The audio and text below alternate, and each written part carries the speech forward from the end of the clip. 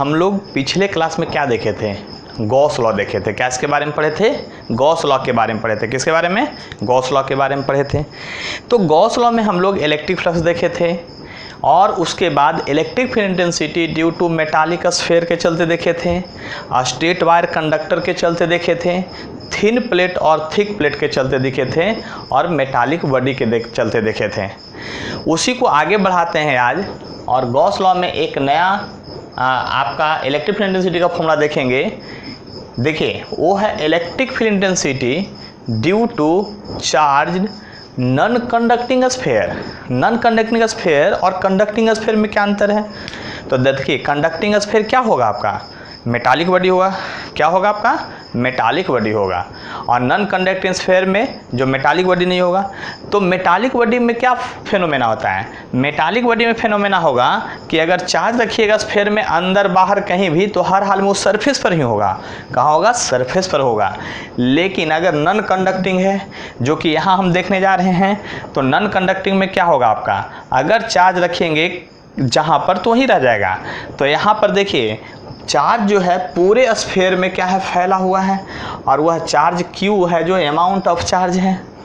इसका capital R radius of sphere है जो नॉन कंडक्टिंग स्फीयर है।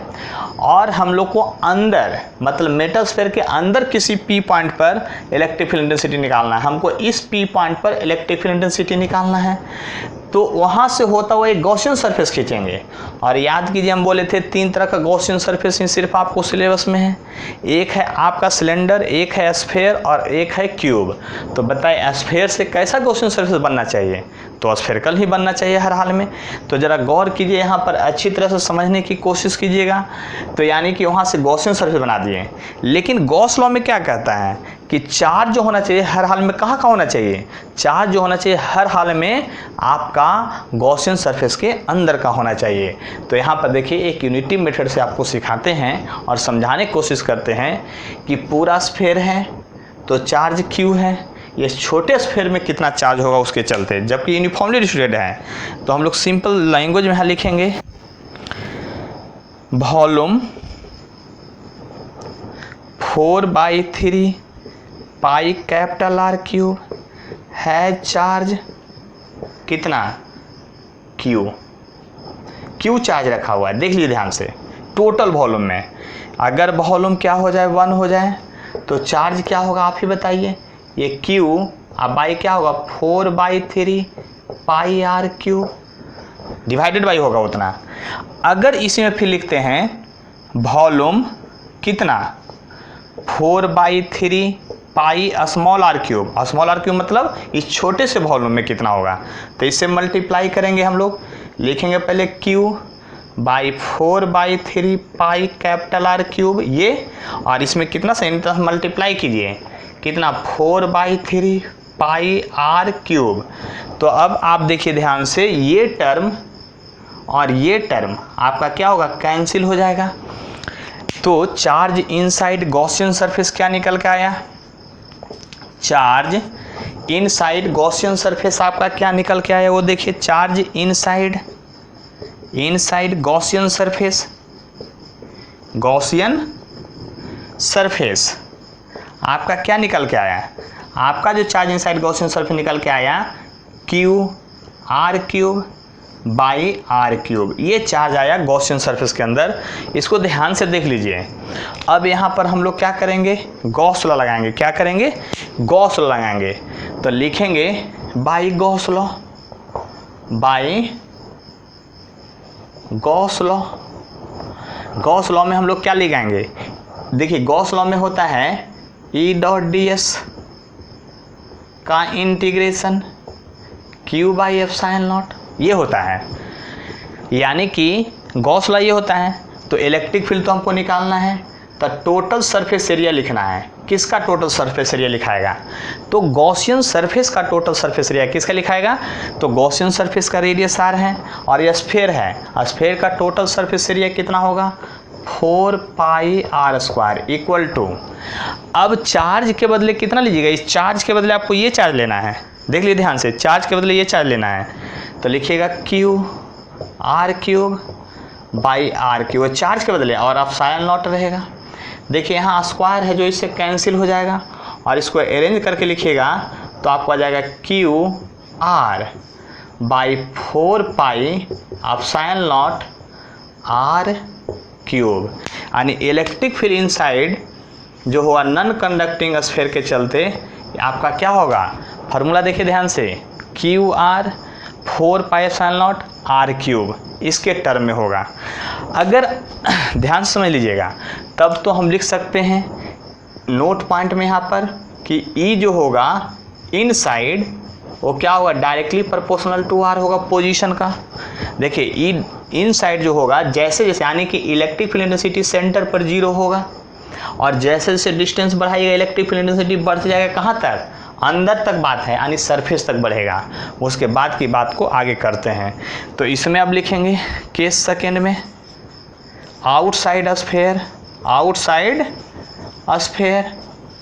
तो आउटसाइड जब स्फीयर की बात कीजिएगा तो आप ही बताइए क्या कीजिएगा, स्फीयर के बाहर लीजिएगा। तो मान लिया जाए कि आपका ये स्फीयर था जिसकी रेडियस कैपिटल आर था, इसमें टोटल अमाउंट ऑफ जो चार्ज था वो total amount of charge Q था।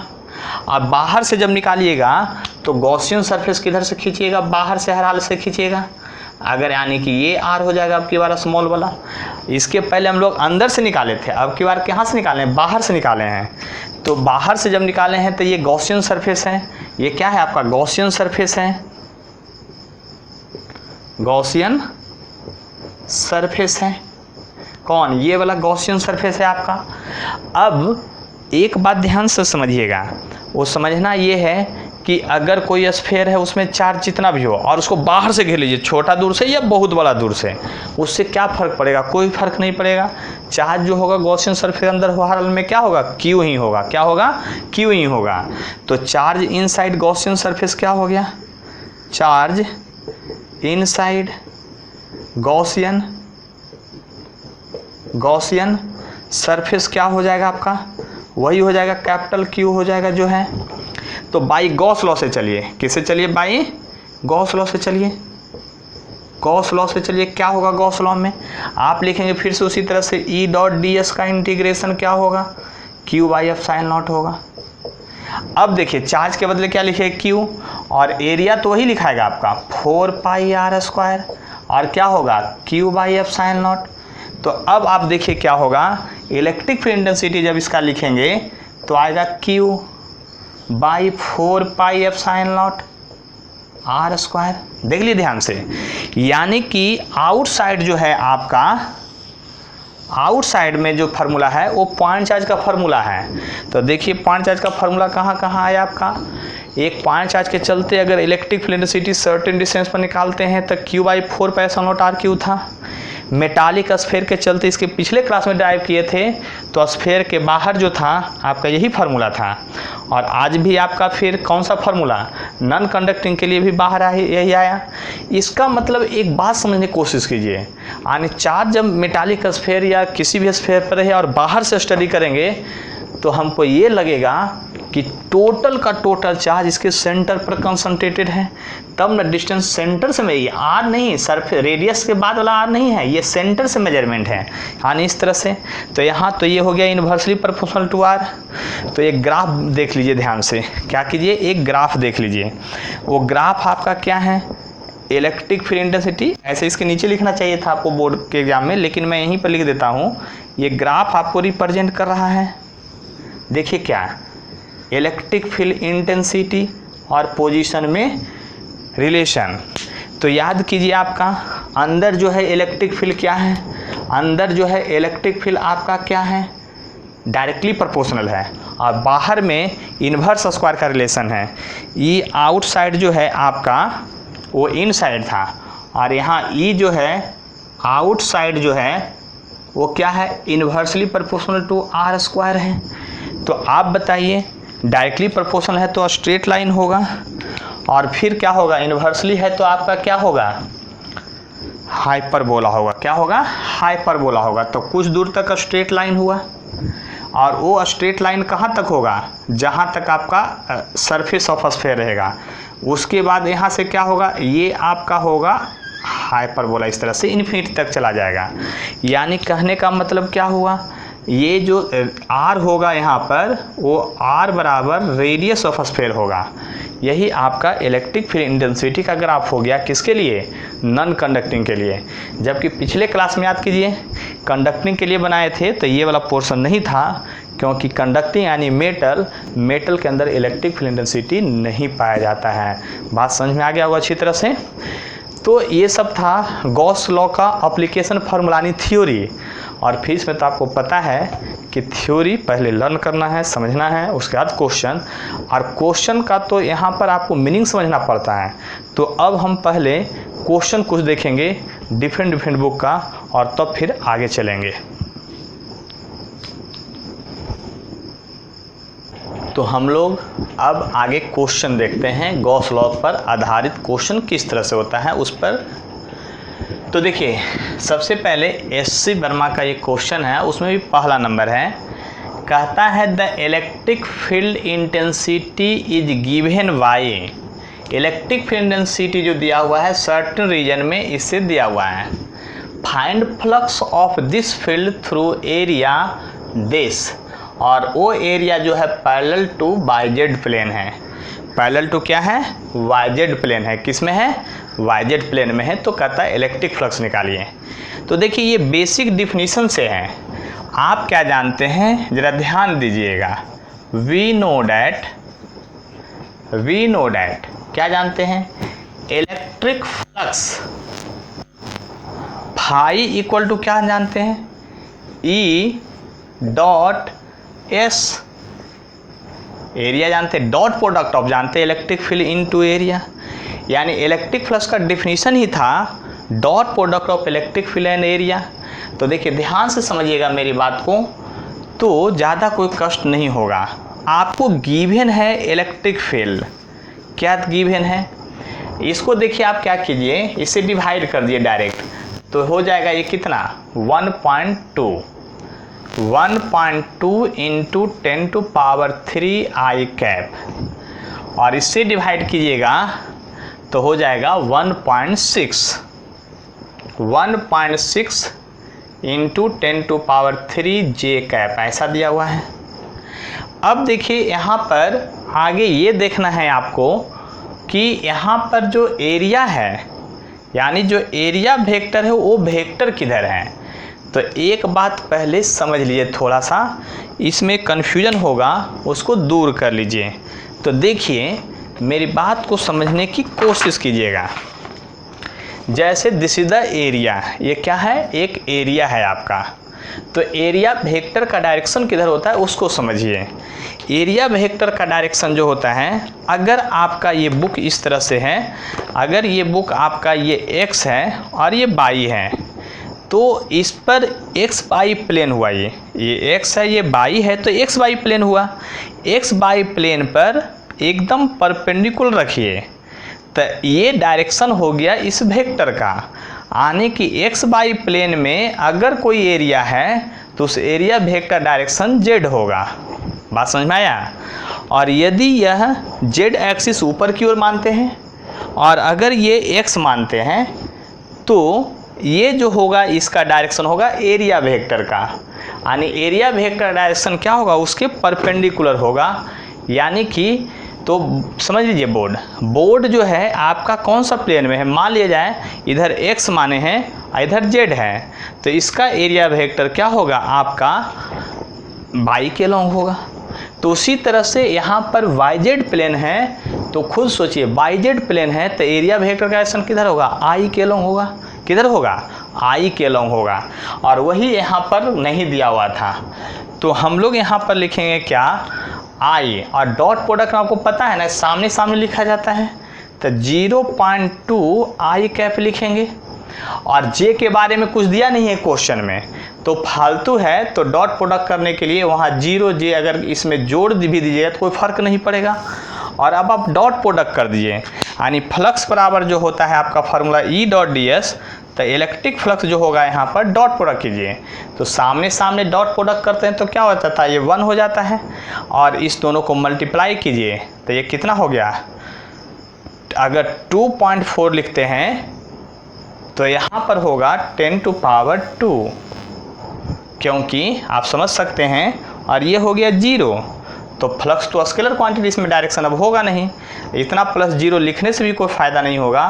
फिर तो हम वही लिखेंगे 2.4 इंटू 10⁻², और फ्लक्स का यूनिट होगा न्यूटन पर कूलम मीटर स्क्वायर, क्योंकि ये ई का जो होगा न्यूटन पर कूलम और एरिया जो है उसका क्या होगा मीटर स्क्वायर। तो हमें नहीं लगता है कि आपको कोई परेशानी हुआ होगा।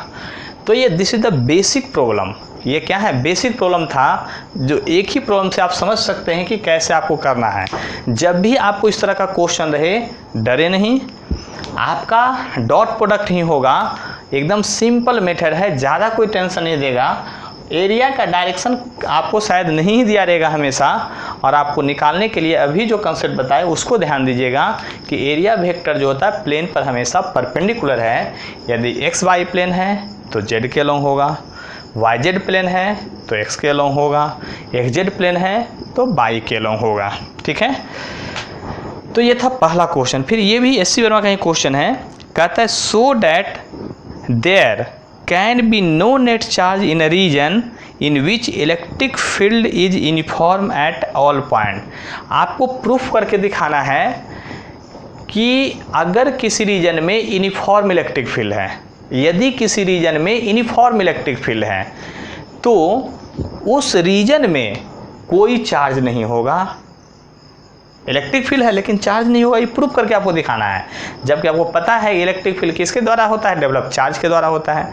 तो एससी वर्मा कहना चाह रहे हैं, या ये कंसेप्चुअल क्वेश्चन है आपका, कि आपका यूनिफॉर्म इलेक्ट्रिक फील्ड प्रेजेंट है। मान लिया जाए यहाँ पर इधर से यूनिफॉर्म इलेक्ट्रिक फील्ड प्रेजेंट है, और हम कह रहे हैं कि इलेक्ट्रिक फील्ड यूनिफॉर्म प्रेजेंट है, लेकिन एक यहाँ हम लोग स्पेस क्रिएट किए, उस स्पेस में कोई चार्ज एग्जिस्ट नहीं करेगा, यही प्रूफ करना है। तो हम आपको प्रूफ करने, देखिए प्रूफ बहुत तरह से किया जाता है, हम आपको क्यूब पर लेके प्रूफ कर रहे हैं। किस पर? क्यूब पर। तो हम एक यहाँ क्यूब बना रहे हैं, उसको ध्यान से देखिएगा। एक क्यूब बना दिए आपका, देखिए एक मैं क्यूब बना रहा हूँ, उसको ध्यान से समझने की कोशिश कीजिएगा। और इसको मैं यहाँ से ऐसे मिला दिया, यहाँ से ऐसे, ये ऐसे मिल गया, और ये आपका क्यूब बन के तैयार हो गया। This is the X axis, और this is the Y, and this is the Z axis. इस तरह से हो गया, एक क्यूब बन गया। अब इलेक्ट्रिक फील्ड जो है आपका एक्स के अलोंग है, मान लिया जाए कि यूनिफॉर्म है, तो इलेक्ट्रिक फील्ड जो है आपका यूनिफॉर्म है।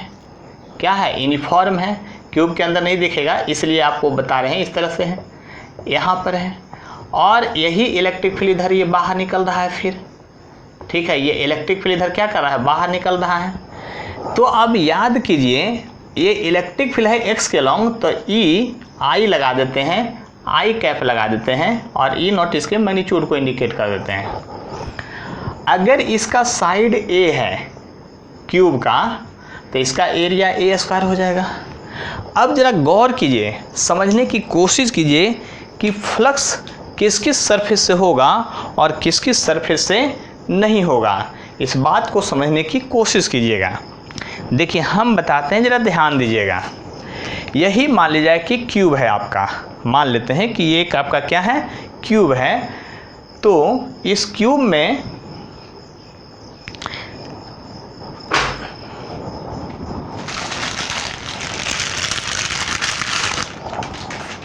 देखिए ये आपका क्यूबाइड के जैसा है, क्यूबाइड के जैसा है ना। तो इसको ज़रा ध्यान से अब देखिएगा, हम क्या बताना चाह रहे हैं। यहाँ पर इलेक्ट्रिक फील्ड जो है इस रीजन से आ रहा है और यूनिफॉर्म है, सभी जगह इलेक्ट्रिक फील्ड लाइन पार कर रहा है, इस तरह से यूनिफॉर्म है, सभी जगह से पार कर रहा है। और यही क्यूब, मान लेते हैं कि क्यूब है, यही क्यूब हम यहाँ पर कंसीडर किए हैं। अब बताइए फ्लक्स किस किस सरफेस से होगा। इसमें 6 सरफेस है, 1 2 3 4 5 और इधर से एक 6 सरफेस है। बात समझ में आ गया? तो 6 सरफेस है। तो देखिए ध्यान से, इलेक्ट्रिक फील्ड इधर से आ रहा है, देख लीजिए ध्यान से। जब इलेक्ट्रिक फील्ड इधर से आ रहा है तो इस एरिया में ये इलेक्ट्रिक फील्ड एंट्री मार रहा है, इसलिए इस एरिया से फ्लक्स होगा। इस एरिया से इलेक्ट्रिक फील्ड बाहर निकल रहा है, इसलिए इसमें भी फ्लक्स होगा। लेकिन इसमें फ्लक्स नहीं होगा क्योंकि वो एरिया में एंट्री नहीं मारा, वो सीधा पार कर गया। यानी जिस एरिया में एंट्री नहीं मारे उसमें फ्लक्स नहीं होगा, तो फ्लक्स इसमें नहीं होगा, इसमें नहीं होगा, इसमें नहीं होगा, इसमें नहीं होगा, 4 सरफेस में नहीं होगा, इस सरफेस होगा, इस सरफेस में होगा। ये आपको वर्बली समझाए हैं। अब आप अभी जो डॉट प्रोडक्ट किए हैं उससे समझिए। देखिए आपका इलेक्ट्रिक फील्ड यदि x के अलॉन्ग है तो ये x के अलॉन्ग हो गया, तो इधर x एक्सिस माने हैं तो ये y एक्सिस होगा, और ऊपर की ओर z, तो ये हो गया yz प्लेन हो गया। तो yz प्लेन का एरिया वेक्टर किधर होगा, x के अलॉन्ग, यानी yz प्लेन का एरिया वेक्टर होगा x के अलॉन्ग, इलेक्ट्रिक फील्ड x के अलॉन्ग, तभी आपका फ्लक्स होगा। देखिए ध्यान से, जिधर आपका इलेक्ट्रिक फील्ड है उधर ही एरिया है तभी फ्लक्स है। देख लीजिए यहाँ पर ध्यान से, जिधर इलेक्ट्रिक फील्ड है उधर ही एरिया का वेक्टर है तभी फ्लक्स है। तो इसका मतलब यहाँ पर फ्लक्स होगा, यहाँ पर नहीं होगा। यहाँ पर देखिए इलेक्ट्रिक फील्ड आपका x के अलॉन्ग है, और ये जो है आपका x और y प्लेन है, तो इसका आपका एरिया वेक्टर z में होगा, तो यानी k कैप होगा। इलेक्ट्रिक फील्ड है जो I में है, तो I डॉट के क्या होता है, 0 होता है, इसलिए फ्लक्स नहीं होगा। और उसको सिंपल भाषा में ही समझिए, जिस एरिया में फील्ड क्रॉस कर जाएगा, एंट्री मार ले, इसमें एंट्री नहीं मारा है, इसमें देखिए पार कर गया, ऊपर से एंट्री नहीं मारा, एंट्री मार ले, उसी में सिर्फ फ्लक्स होगा। इस बात को ध्यान से समझ लीजिए, और वेक्टर मेथड दोनों से समझ लिए हैं। तो देखिए यहाँ पर फ्लक्स निकालेंगे तो हम अपने हिसाब से देखते हैं, तो this is the right hand and this is the left hand. तो यहाँ पर देखिए ध्यान से, यहाँ पर फ्लक्स जो होगा, फ्लक्स एट लेफ्ट सरफेस होगा, और ये फ्लक्स एट राइट सरफेस होगा। देख लीजिए ध्यान से, तो यहाँ पर हम लोग देखते हैं फ्लक्स जो होगा, टोटल फ्लक्स जो होगा, flux at left surface plus flux at right surface. देख लीजिए ध्यान से, यहाँ पर देखिए इलेक्ट्रिक फील्ड जो है x के अलॉन्ग है, इलेक्ट्रिक फील्ड किधर है, x के अलॉन्ग है, और एरिया वेक्टर जो है आपका -x के अलॉन्ग है। देख लीजिए ध्यान से, तो यहाँ पर जो फ्लक्स लिखिएगा तो a है साइड, तो एरिया हो जाए a स्क्वायर, आप लिखिए क्या, इलेक्ट्रिक फील्ड इंटेंसिटी E0 है, और एरिया स्क्वायर a हो गया, a स्क्वायर हो गया, और जिधर फील्ड है उसके उल्टा में आपका क्या एरिया वेक्टर है, तो क्या हो गया, माइनस हो जाएगा आपका उसके लिए। और क्यों, क्योंकि लिखेंगे cos 180 डिग्री, और राइट सरफेस के लिए लिखेंगे तो देखिए क्या होगा, यहाँ पर इलेक्ट्रिक फील्ड जिधर है उधर ही एरिया वेक्टर है, तो ये इलेक्ट्रिक फील्ड तो हो गया, एरिया हो गया, अब वेक्टर हो गया cos 0 डिग्री, तो cos 0 जो हो गया वो 1 हो जाता है, आई होता है -1। तो टोटल जो है आपका ये कितना हो गया, 0 फ्लक्स हो गया कि नहीं, आप ही बताइए, कि मैं फिर से लिख दूँ आपके लिए, फिर से लिख देता हूँ, -E0 a स्क्वायर और आपका plus E0 a square equal to 0 हो गया। और आप गॉस लॉ में क्या पढ़े हैं, आप गॉस लॉ में पढ़े हैं कि टोटल फ्लक्स जो होता है, आप गॉस लॉ से पढ़े थे, गॉस लॉ में क्या पढ़े हैं, टोटल फ्लक्स जो होता है चार्ज बाई एप्सिलॉन नॉट के बराबर होता है, इसलिए चार्ज इनसाइड क्यूब, तो जो हम लोग जो कंसीडर किए चार्ज इनसाइड क्या हुआ, क्यूब जो कंसीडर किए हैं, वो क्यूब बराबर क्या लिखेगा, फ्लक्स इनटू एप्सिलॉन नॉट, और फ्लक्स क्या है, फ्लक्स इनटू एप्सिलॉन नॉट, और फ्लक्स है यहाँ 0, इसलिए क्या हो गया ये 0। यानी हमने आपको प्रूफ करके दिखाया कि जहाँ पर यूनिफॉर्म इलेक्ट्रिक फील्ड होगा वहाँ पर फ्लक्स क्या होगा, आपका 0 होगा, वहाँ पर फ्लक्स क्या होगा, 0 होगा हर हाल में आपको, ठीक है। तो देखिए हमने बार बार कहते हैं कि थ्योरी के बाद न्यूमेरिकल समझना बहुत ज़रूरत है। फिजिक्स का जो थ्योरी पार्ट है, अगर हम लोग अपने हिसाब से देखते हैं तो फिजिक्स का थ्योरी हमारा शरीर होता है और न्यूमेरिकल इसकी आत्मा होती है। बात समझे, तो शरीर पर नहीं जाइए, कहाँ पर जाइए, आत्मा पर जाइए, दिल पे जाइए, तो ज़्यादा अच्छा लगेगा, है ना। तो यानी उसको समझने की कोशिश कीजिए। तो फिर से अगला क्वेश्चन में आते हैं। देखिए क्वेश्चन है, charge Q is place at the centre of cube. एक चार्ज जो है एक सेंटर ऑफ क्यूब पर प्रेजेंट है, तो हम फिर से क्यूब बनाएंगे, आप टेंशन नहीं लेंगे, फिर से मैं क्यूब बना रहा हूँ, उसके बाद फिर से हम आपको मिलते हैं दोबारा। देख लीजिए क्यूब बना रहे हैं, और क्यूब जब दोबारा बना रहे हैं तो बन गया क्यूब। देख लीजिए ये क्यूब है, और इस क्यूब के सेंटर पर एक चार्ज जो है क्यू है, क्यूब का सेंटर है ये, और वहाँ पर चार्ज जो है आपका क्या है, क्यू प्रेजेंट है, और ये है सेंटर, क्या है, सेंटर ऑफ क्या है, क्यूब है। तो जरा ध्यान से देखिएगा, अब क्या कहता है निकालने के लिए, find electric flux through one face of cube. तो आप जरा ध्यान से देखिएगा, क्यूब में कितना फेस होता है, 6 फेस होता है। क्यूब या क्यूबाइड में क्या होता है, जैसे कि ये रूम है तो रूम में 6 फेस है, आपका एक ऊपर छत, नीचे जिस पर खड़े हैं हम, और चारों तरफ दीवार मिला के कितना, 6। अब यदि रूम के सेंटर में, यदि रूम के सेंटर में कोई चार्ज है तो यहाँ से इलेक्ट्रिक फील्ड जब निकलेगा तो चारों तरफ यूनिफॉर्मली डिस्ट्रीब्यूट होगा। कैसा, ध्यान से सुनिए, एक एग्जांपल बता रहे हैं। रूम में एकदम बीचों बीच सेंटर एक मेजर कीजिए, वहाँ पर एक बल्ब जला दीजिए, तो लाइट जो होगा चारों दीवार पर एक जैसा आपको दिखेगा, या सभी सरफेस पर, छौबों पर एक जैसा दिखेगा, दिखेगा कि नहीं। उसी तरह से इलेक्ट्रिक फील्ड लाइन जाएगा तो पूरे रूम में यूनिफॉर्मली डिस्ट्रीब्यूट हो जाएगा। पूरे रूम में क्या होगा, यूनिफॉर्मली डिस्ट्रीब्यूटेड हो जाएगा। तो जरा ध्यान से देखिए, पूरे रूम में जब यूनिफॉर्मली डिस्ट्रीब्यूट होगा तो हर एक में फ्लक्स इक्वल होगा। तो देखिए ध्यान से, आपको समझने की पहले कोशिश कीजिएगा। तो बाई गॉस लॉ से लिखेंगे, बाई गॉस लॉ से लिखेंगे, टोटल फ्लक्स जो होगा, टोटल फ्लक्स जो होता है Q बाई एप्सिलॉन नॉट के बराबर होता है। मैं लिख देता हूँ फिर से, total flux, total flux, flux, total flux जो होगा वो Q बाई एप्सिलॉन नॉट के बराबर होगा। जो चार्ज रखेंगे, तो चार्ज यहाँ कैपिटल Q है तो कैपिटल Q रख दिए, ऐसा। यानी कि छौबों सरफेस से आपका टोटल फ्लक्स कितना हुआ, Q बाई एप्सिलॉन नॉट हो गया।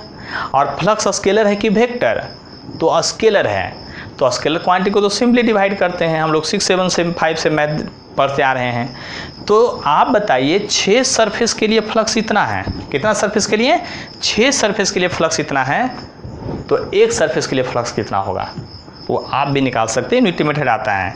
इसलिए फ्लक्स क्या, थ्रू वन फेस,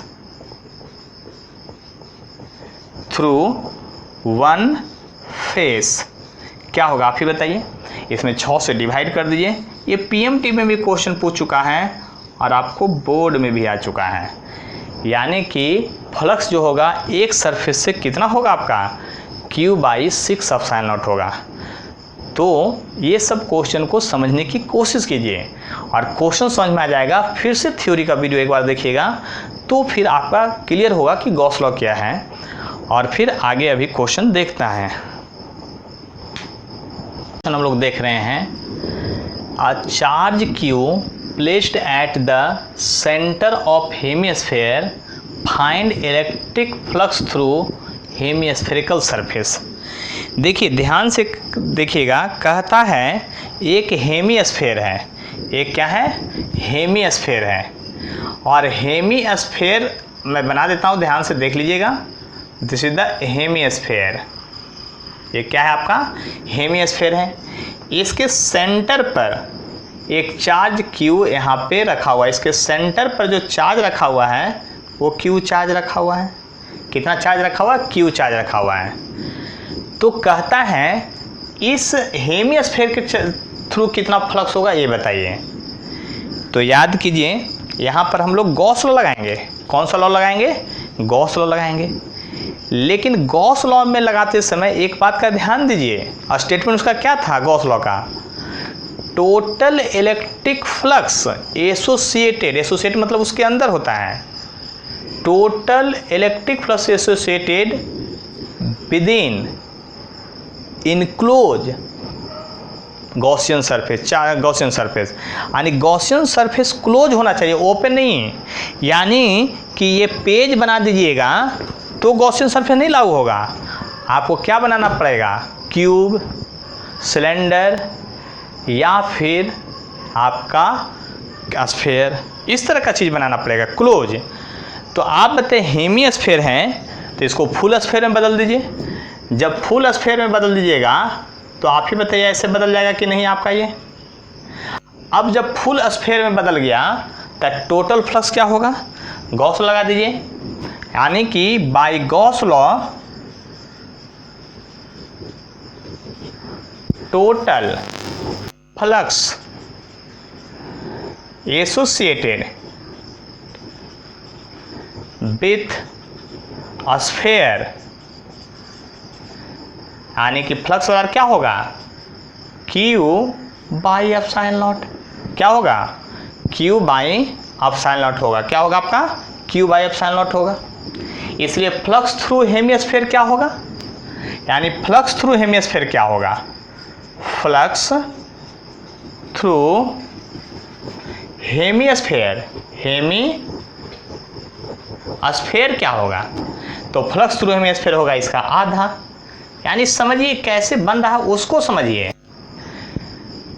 देखिए ये सब टॉपिक में पहले आपको देखना ही पड़ेगा और तब आपसे बनेगा क्वेश्चन।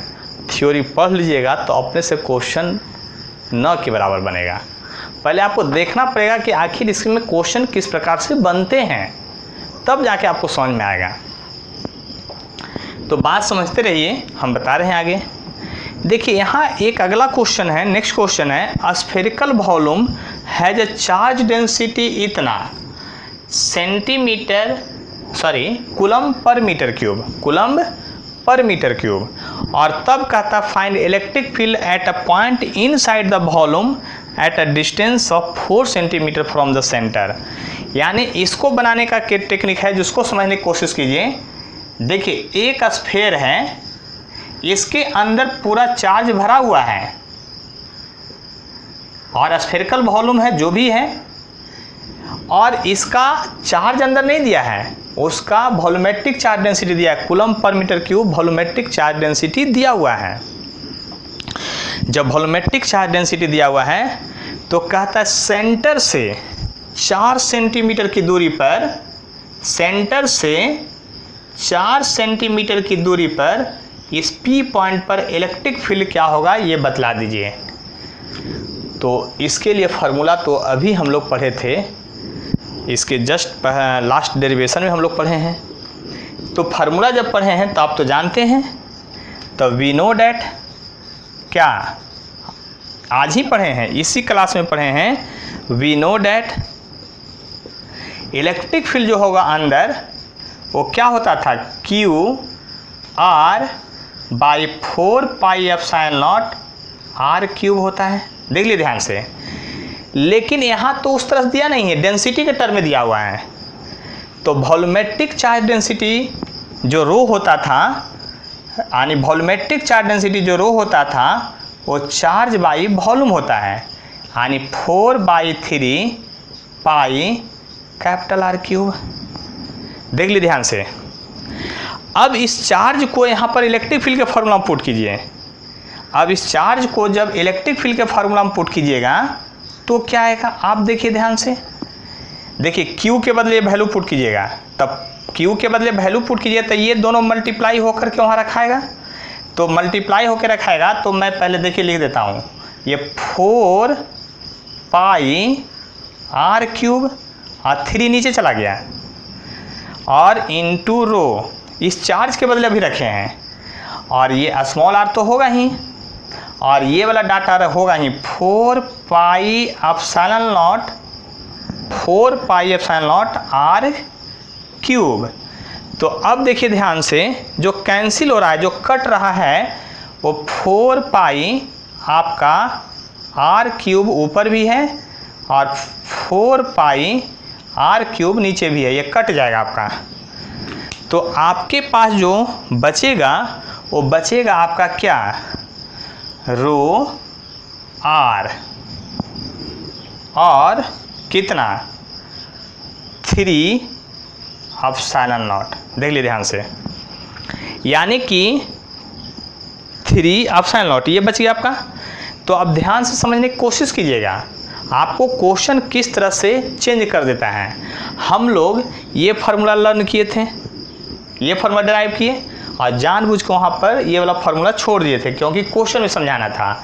तो आपको यहाँ पर क्या लगाना है, आपको लगाना है यहाँ पर, वो डेंसिटी के टर्म में बदल देंगे। तो electric field inside non conducting sphere का ये भी एक फार्मूला होगा, ρr/3ε0। और इसको अगर आप वैल्यू पुट करेंगे, इसका अगर आप वैल्यू पुट करेंगे तो वैल्यू पुट कर लेते हैं हम लोग, और वैल्यू पुट करेंगे तो कितना होगा, रो का वैल्यू दिया हुआ है। देखिए रो का वैल्यू जो दिया हुआ है आपका कितना दिया हुआ है, रो का वैल्यू दिया है 2 × 10⁻⁻⁴, और रेडियस कितना दिया है, 4 सेंटीमीटर दिया था। कितना दिया था, 4 सेंटीमीटर, तो 0.04 मीटर। 3 आप साइनलेट का वैल्यू क्या होता है, 8.85 × 10⁻⁻12। इतना को मल्टीप्लाई डिवाइड कर लीजिएगा। अब इससे आगे आप खुद कीजिएगा तो यहाँ पर क्या होगा, आपका आंसर आ जाएगा। तो आप समझ चुके होंगे कि आखिर क्वेश्चन किस प्रकार से बना है। देखिए इसमें आगे हम लोग चलते हैं, अगला क्वेश्चन है 6 नंबर क्वेश्चन में।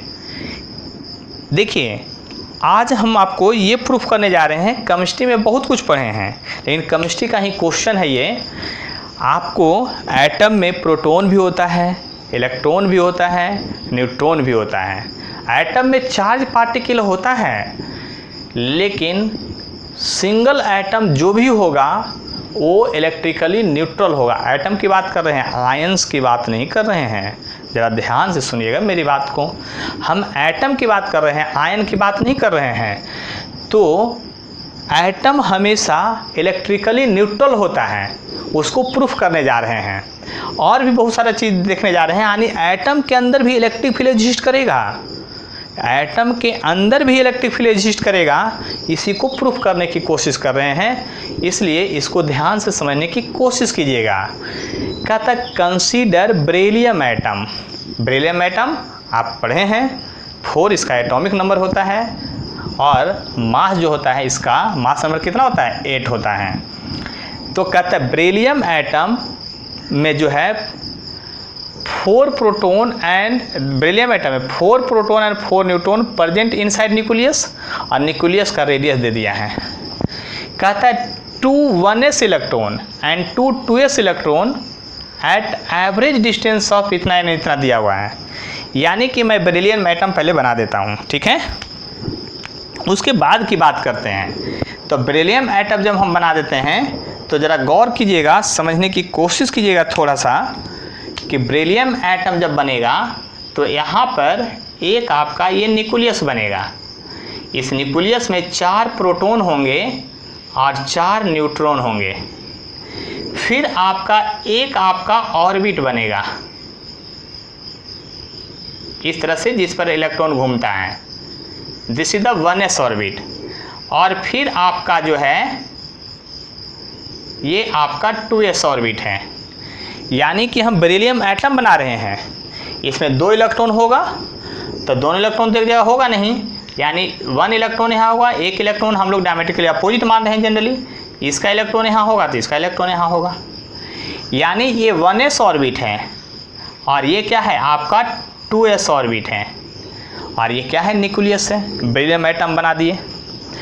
अब कहता है क्वेश्चन में डिस्टेंस भी दिया है, इसका भी रेडियस दिया है, इसका भी रेडियस, सबका रेडियस दिया है। तो आपको कहता है कि इलेक्ट्रिक फील्ड निकालिए at a point just inside 1s orbit. 1s orbit के अंदर, जस्ट 1s ऑर्बिट के अंदर यहाँ पर आपको क्या निकालना है, जस्ट 1s ऑर्बिट के अंदर आपको इलेक्ट्रिक फील्ड निकालना है। तो 1s ऑर्बिट के जस्ट अंदर इलेक्ट्रिक फील्ड निकालना है, तो हम तुरंत निकाल रहे हैं, ज़रा ध्यान दीजिए, तुरंत निकल जाएगा, टेंशन नहीं लीजिए, है ना। तो ए नंबर में जब आते हैं तो 1s ऑर्बिट के अंदर जब इलेक्ट्रिक फील्ड निकालिएगा तो आप यहाँ का देखिए, ध्यान सुनिएगा, इसके अंदर का टोटल चार्ज, जैसे 1s ऑर्बिट के जस्ट अंदर चले जाइएगा, जस्ट अंदर, तो डिस्टेंस जो होगा इसका 1s ऑर्बिट वाला डिस्टेंस हो जाएगा, यानी रेडियस का काम करेगा। और 1s अंदर के 1s इलेक्ट्रॉन के जस्ट 1s ऑर्बिट के जस्ट इन साइड जाइएगा तो उसमें से ये इलेक्ट्रॉन और ये इलेक्ट्रॉन काउंट नहीं होगा, उसके अंदर जो चार्ज लेने की कोशिश कीजिएगा। देखिए हम गॉसियन सरफेस बना रहे हैं, 1s ऑर्बिट के अंदर जो चार्ज लेने की कोशिश कीजिएगा तो उसके अंदर जो चार्ज आएगा सिर्फ न्यूट्रॉन तो चार्जलेस पार्टिकल होता है, चार्ज उस पर होता नहीं है, तो प्रोटॉन होगा, यानी कितना होगा, प्रोटॉन होगा, चार्ज प्रोटॉन के चार्ज के बराबर होगा। यानी 1s ऑर्बिट के जस्ट अंदर की बात कीजिएगा तो आप इलेक्ट्रिक फील्ड निकालिएगा, तो देखिए इलेक्ट्रिक फील्ड निकालिएगा तो गॉस लॉ लगाइएगा, और गॉस लॉ लगाइएगा तो आपका क्या होगा, charge inside by epsilon not, और एरिया किसका लीजिएगा, उस स्फेरिकल पार्ट का। तो फार्मूला जब हो जाएगा आपका यहाँ पर Q by 4 pi epsilon not distance का स्क्वायर, ये तो फार्मूला होगा ही। लेकिन ज़रा याद कीजिए यहाँ पर चार्ज क्या लीजिएगा, चार्ज जो लीजिएगा इसके लिए मैं लिख देता हूँ, चार्ज लीजिएगा आप 4 प्रोटॉन, यानी 4 प्रोटॉन लीजिएगा तो आपका 4 इंटू 1.6 गुने 10⁻⁻19 कूलम लीजिएगा। और आपका ये रेडियस लीजिएगा, तो रेडियस तो लीजिएगा तो किसका लीजिएगा, 1s ऑर्बिट का लीजिएगा। तो आप इलेक्ट्रिक फील्ड का जब यहाँ से फार्मूला लिखने लगिएगा तो चार्ज के बदले ये रखिएगा 6.4 इंटू 10⁻⁻19, और 1/4 एप्सिलॉन नॉट का वैल्यू क्या होता है, 9 इंटू 10⁻9, और डिस्टेंस का स्क्वायर, तो डिस्टेंस 1s ऑर्बिट का कितना था, देखिए 1s ऑर्बिट का डिस्टेंस जो है आपको दिया हुआ था कितना, 1.3 इंटू 10⁻11 मीटर। तो यहाँ पर लिखेंगे 1.3 इंटू 10⁻11 मीटर का होल स्क्वायर। अब इसको तो आप गुना भाग जरूर कर लेंगे, हमें विश्वास है। अब आते हैं बी नंबर क्वेश्चन में, इसको मल्टीप्लाई डिवाइड कर लीजिएगा आराम से, ज़्यादा कुछ नहीं, हमारा काम है क्वेश्चन समझाना, तो क्वेश्चन समझा दे रहे हैं। अब देखिए ज़रा गौर से समझिएगा बात को अच्छी तरह से। कहता है बी में इनसाइड 2s ऑर्बिट, तो 2s ऑर्बिट जो है कहाँ पर है, 2s ऑर्बिट ये है, इसके जस्ट इनसाइड चलिएगा। जब इसके इनसाइड चलिएगा तो क्या होगा, जस्ट इनसाइड 2s ऑर्बिट, तो चार्ज निकालिएगा, तो चार्ज में क्या आ जाएगा, 4 प्रोटॉन प्लस जाएगा, क्योंकि 2s ऑर्बिट पर 2 इलेक्ट्रॉन है, और 2s ऑर्बिट के जस्ट अंदर चलिएगा तो वो इलेक्ट्रॉन छूट जाएगा, और 1s ऑर्बिट का इलेक्ट्रॉन काउंट होगा, और 4 प्रोटॉन, न्यूट्रॉन तो चार्जेस पार्टिकल हैं। तो आप ही बताइए 4 प्रोटॉन और 2 इलेक्ट्रॉन, तो प्रोटॉन पर जो चार्ज होता है उसका उल्टा होता है, इलेक्ट्रॉन पर नेगेटिव चार्ज होता है, यानी फाइनली 2 इंटू 1.6 गुने 10⁻⁻19 कूलम चार्ज बचेगा मात्र। ऐसा मत सोचिएगा 4 2 6 गुने 6.4, फिर से सुनिए एक बार, फिर से बोल रहे हैं, 4 प्रोटॉन और 2 इलेक्ट्रॉन, दोनों पास चार्ज सेम होता है, लेकिन इसमें निगेटिव वैल्यू होता है, जैसे 4 में से 2 घटा दिए हैं और तब 2 गुने 1.6 गुने 10⁻90 लिखे हैं। इसके बाद इसका जो वैल्यू लिखेंगे इलेक्ट्रिक फील्ड इंटेंसिटी का, तो क्या होगा, Q, तो ये हो जाएगा कितना, 3.2 इंटू 10⁻⁻19, और 1/4 एप्सिलॉन के बदले क्या लिखेगा, 9 इंटू 10⁻9, डिस्टेंस कितना लीजिएगा, डिस्टेंस आप लेंगे 2s ऑर्बिट का, तो 2s ऑर्बिट का डिस्टेंस कितना है, 5.2 इंटू 10⁻11, 5.2 इंटू 10⁻11 का होल स्क्वायर होगा। इसको भी आप मल्टीप्लाई डिवाइड करेंगे तो आंसर निश्चित आ जाएगा। और अब आते हैं सी नंबर में, आउटसाइड 2s ऑर्बिट, यानी सी नंबर में है आउटसाइड 2s ऑर्बिट, यानी 2s ऑर्बिट के जस्ट बाहर की बात कर रहा है। तो चार्ज निकालिए टोटल गॉसियन सरफेस में, तो चार्ज Q जब लिखने चलिएगा तो देखिए क्या होगा, 4 प्रोटॉन है न्यूक्लियस में, 2 इलेक्ट्रॉन है 1s ऑर्बिट पर, और 2 इलेक्ट्रॉन किसका, ये भी कंसीडर हो जाएगा 2s ऑर्बिट में। तो अब बताइए टोटल चार्ज जो हो गया वो क्या हो गया, आपका 0 हो गया। कैसे 0 हुआ, ऐसा नहीं कि बाद में भूल जाइए और लगे 4 2 6 2 8, समझ रहे हैं ना बात को। यहाँ पर जो है आपका 4 प्रोटॉन 2 इलेक्ट्रॉन मिलकर के चार्ज 0 हो रहा है। अब बताइए हम लोग एटम के बाहर आ जाए, पूरा एटम के बाहर जब आ गए तो चार्ज 0 हो गया। जब चार्ज ही नहीं है तो इलेक्ट्रिक फील्ड क्या होगा, इसलिए इलेक्ट्रिक फील्ड 0 होगा। यानी आप दैट इज कह सकते हैं कि एटम इलेक्ट्रिकली न्यूट्रल होता है। क्या होता है, न्यूट्रल होता है।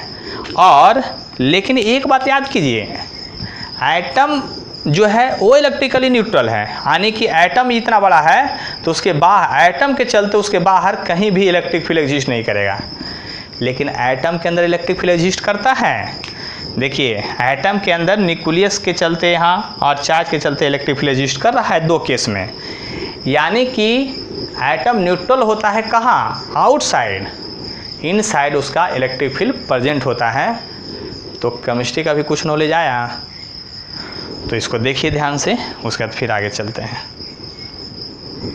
क्या है, कहता है कि charge cube place at the corner of a cube, the electric flux through all 6 face of the cube is. यानी एक यहाँ पर चार्ज जो है आपका वो क्यूब के कॉर्नर पर रखा हुआ है। कहाँ रखा हुआ है, क्यूब के कॉर्नर पे रखा हुआ है। कहाँ रखा हुआ, क्यूब के कॉर्नर में। देखिए क्वेश्चन कर रहा है, ये पीएमटी का पूछा हुआ क्वेश्चन है, कह रहा है कि charge cube placed corner of a cube, corner of a cube, the electric flux through all 6 face of the cube. मान लिया कि एक चार्ज आप यहाँ पर ऐसे रख दिए, चार्ज स्फेरिकल इन नेचर होगा, तो चार्ज क्यू जब यहाँ रख दिए तो कहता है इसके चलते बॉडी के अंदर नहीं है। ध्यान समझिएगा, हम लोग गॉस लॉ में क्या लगाते हैं कि बॉडी के अंदर टोटल कितना चार्ज है उस चार्ज को कंसीडर करते हैं। तो यहाँ पर अब आपको केमिस्ट्री का यूज, 12th का पहला चैप्टर इलेक्ट्रोस्टैट, उसका यूज करना है आपको। आप याद कीजिए, जब किसी कॉर्नर पर कोई एटम होता है तो क्यूब के अंदर उसका कितना पोर्शन होता है, कितना भाग होता है, 1/8 होता है। याद कर लीजिए, केमिस्ट्री में भी है ना। जैसे सिंपल क्यूबिक में क्या होता है, आपका कॉर्नर पर होता है, एक एटम के चलते कॉर्नर के अंदर कितना उसका वैल्यू जाता है, 1/8 पार्ट। उसी तरह से एफसीसी बहुत सारा होता है वहाँ पर, लेकिन यहाँ पर क्या है, Q/8 पार्ट होगा। यानी बात समझ लिए, तो इसके अंदर चार्ज Q है, लेकिन स्फेयर के अंदर जो चार्ज होगा वो Q/कितना होगा, 8 होगा।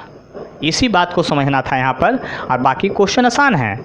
अब आप क्या लिखिएगा, जब Q/, कॉर्नर पर रखें तो क्यूब के अंदर Q/8 है, तो आपको कहता है टोटल फ्लक्स जो होगा, टोटल फ्लक्स वो Q/ε0 के बराबर होता है।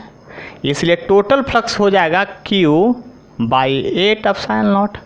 सो इजी प्रॉब्लम, देख लिए ध्यान से कैसे बनता है जो यहाँ पर। उसी तरह से आगे बढ़ते हैं और यहाँ पर देखते हैं कि क्या है। देखिए यहाँ पर जब देखिएगा तो इसमें कहता है, इस 2 फिगर है, दोनों पीएमटी का वो क्वेश्चन है, और उसी का फिगर हम बना करके आपको डायरेक्ट समझाने की कोशिश किए हैं। तो देखिए यहाँ पर एक स्क्वायर प्लेट है और उसमें इलेक्ट्रिक फील्ड इस तरह से जा रहा है। तो इलेक्ट्रिक फील्ड इस तरह से जा रहा है तो कहता है इसमें फ्लक्स कितना होगा।